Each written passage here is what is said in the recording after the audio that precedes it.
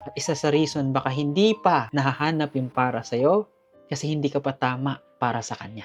So if you are single right now, it's okay. Hindi po kawalan, hindi po kahinaan. Maybe nasa season lang kayo na single ako because I'm going to improve myself, hinahanap ko yung sarili ko, or ini-improve ko yung sarili ko. So sa lahat ng single, hindi kahinaan ang maging single. Kadalasan kailangan ninyong ma-realize na mas maging masaya kahit mag-isa. Kasi pag panahon na may kasama ka na, yung saya mo, yung maturity mo, nakakahawa yan.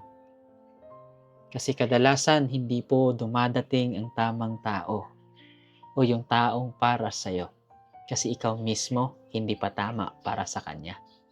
Kasi kung tama na yung dumating at hindi ka pa tama para sa kanya, masasayang lang din yung relationship nyong dalawa. So kung single ka, okay lang yan. Improve yourself, build yourself, focus muna sa sarili mo.